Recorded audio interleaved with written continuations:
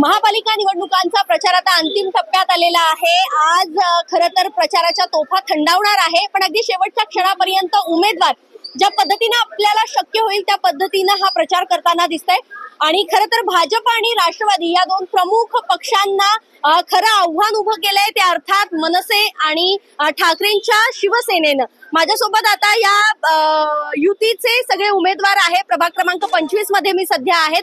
माझ्यासोबत अमृता भोकरे या उमेदवार आहेत। त्यांचं नक्की काय विजन आहे आणि प्रचार आतापर्यंत कसा झालाय याविषयी आपण थोडं त्यांच्याशी बोलूया। कसा राहिला मागचे 15 दिवस प्रचार? अगदी जोरदार सुरू होता सकाळपासून रात्रीपर्यंत। नमस्कार, माझं नाव अमृता गणेश भोकरे, प्रभाग क्रमांक 25 या गटातली मी मनसेची उमेदवार आहे। गेली 15-20 दिवस आम्ही प्रत्येक मतदाराला या ठिकाणी भेटतोय। आमचं विजन म्हणजे या ठिकाणी तर तुम्ही बघताल तर फार छोटे रस्ते आहेत। मी माझ्या स्वखर्चातनं 300 सोसायट्यांना आतापर्यंत सीसीटीव्ही कॅमेरे बसवले आहेत। सार्वजनिक स्वच्छता तर तुम्ही इथं पाहिलं तर तुम्ही पण जाऊन बघा, तिथं पाऊलही ठेवू शकत नाही अशी त्यांची दुरावस्था आहे। आता या ठिकाणी स्थानिक आणि बेसिक प्रश्न फार आहेत लोकांना।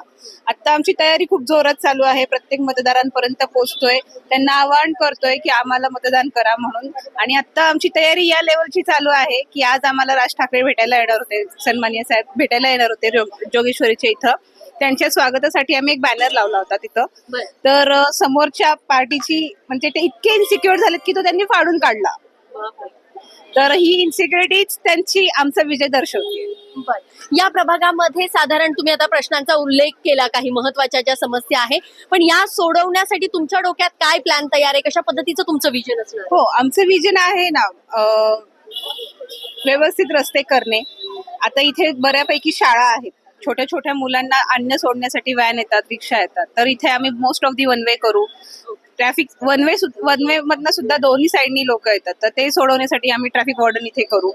इथे 3-4 गार्डन्स आहेत, जसं साहेबांनी नाशिकमध्ये बोटॅनिकल गार्डन दाखवलं त्याच पद्धतीचं पण आपण इथे करणार आहोत।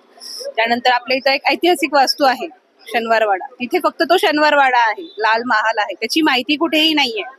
तर ते माहिती दर्शवणारं फलक सुद्धा आपण तिथे, म्हणजे माहिती दर्शवणारे व्हिडिओ किंवा काय अजून माहिती दाखवणारं काही असेल तर तेही आपण तिथे तयार करणार आहोत। बरं, एक महिला उमेदवार तुम्ही आहात आणि या भागामध्ये महिलांच्या खास करून म्हणजे स्वच्छतागृहांचा प्रश्न आहे, पण त्या व्यतिरिक्त महिलांच्या सक्षमीकरणासाठी वगैरे असं काही डोक्यामध्ये आहे तुमच्या? हो, नक्कीच। आता सुरक्षा, महिलांच्या सुरक्षेचा प्रश्न तर खूपच आहे।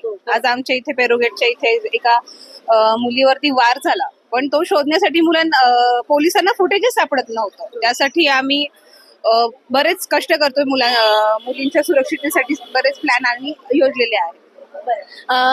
मनसे आणि शिवसेनेच्या उमेदवारांना म्हणजे अर्थात आता तुमची युती झालेली आहे, त्यामुळे त्याचा कुठेतरी फायदा होईल तुम्हाला, कारण भाजप आणि राष्ट्रवादी सारख्या उमेदवारांशी तुमची लढत आहे। ताकद आहे आमची, शिवसेना मनसे हे एकत्र आली हीच आमची मेन ताकद आहे, त्यामुळे समोरच्यांना घाम फुटलाय। राष्ट्रवादी भाजपची बी टीम, राष्ट्रवादी तर गंभीर हो बी टीम आहे।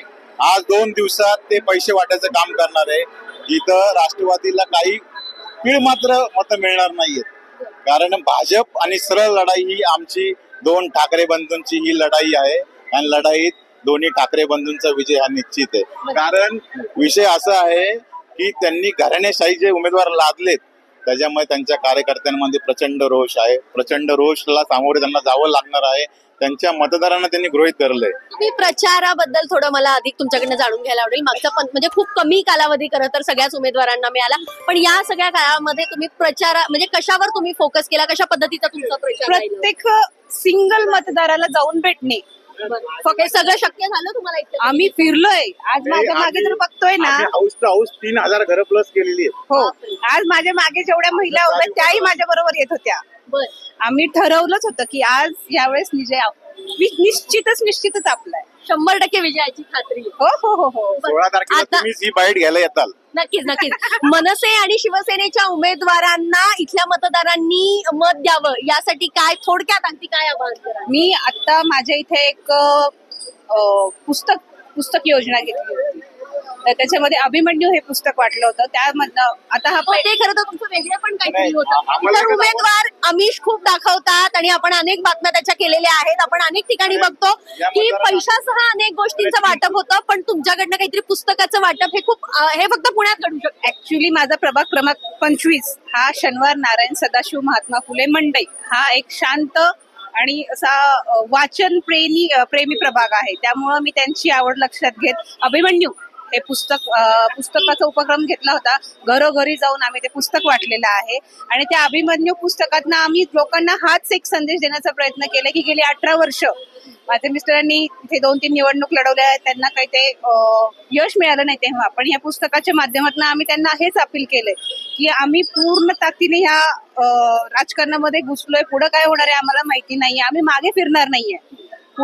पुढं जाणार आहोत. तुम्ही आम्हाला एक संधी द्या, ताकद द्या. आम्ही नक्की छान काम करू. प्रभागाचा कायापालट नक्की करू. नक्कीच. तर प्रभागाचा कायापालट करण्याची अपेक्षा या सगळ्या उमेदवारांनी व्यक्त केलेली आहे आणि मनसे आणि शिवसेनेची यंदा युती आहे. इतकी वर्ष हे दोन्ही पक्ष वेगवेगळे लढले होते, पण आता त्यांची खरंच ताकद पुणेकरांच्या पसंतीस उतरणार का हे पाहणं सुद्धा तितकंच महत्वाचं ठरणार आहे. पुण्याहून शगुफ्ता शेखसह अश्विनी जाधव केदारी, लोकमत व्हिडिओ.